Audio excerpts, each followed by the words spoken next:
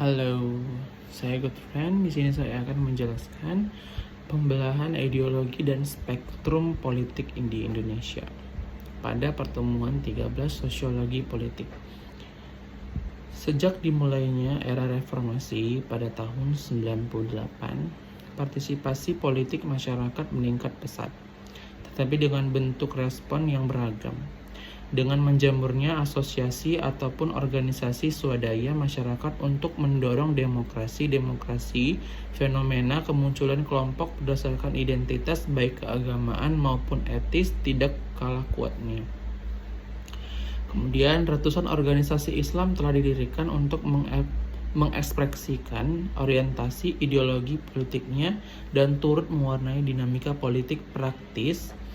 Namun, kasus di Indonesia mencirikan gejala yang unik di mana pesatnya perkembangan kelompok-kelompok Islam tidak serta-merta menjadi penghalang berarti bagi demokrasi. Bahkan partai-partai Islam turut berperan aktif dalam membangun demokrasi di Indonesia. Kemudian, pergerakan politik yang bermuatan sentimen agama terjadi secara signifikan yang memuncak di penghujung pada tahun 2016. Berbagai kelompok Islam turun ke jalan ibu kota melakukan aksi protes terbesar sepanjang sejarah Indonesia. Kemudian hingga ratusan orang untuk menanamkan aksi mereka sebagai aksi bela Islam yang dijadikan sebanyak 3 kali. Kemudian pembahasan yang dibagi menjadi 3. Yang pertama, tentang perdebatan dan relevansi politik aliran yang termanifestasi ke dalam konfigurasi partai politik yang senantiasa mengalami dinamika persaingan dalam pemilihan ataupun pemilu sepanjang periode pemerintahan. Yang kedua, membahas tentang bagaimana peralihan poros kekuasaan pasca pemilu tahun 2014 yang disertai isu-isu tentang identitas atau etnisitas agama, membangkitkan kembali basis sosial politik berdasarkan aliran.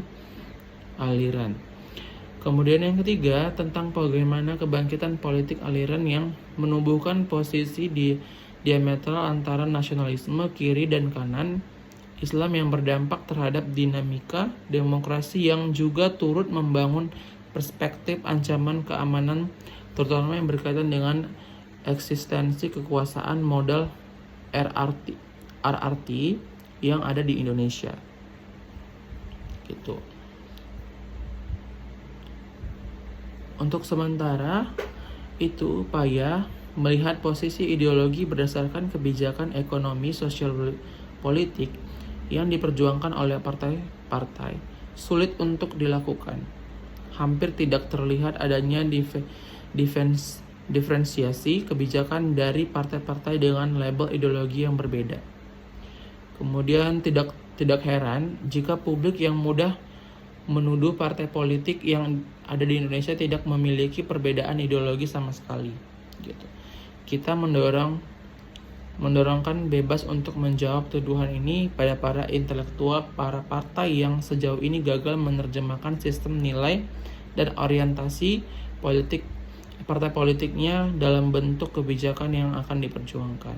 Sekian penjelasan dari saya, terima kasih.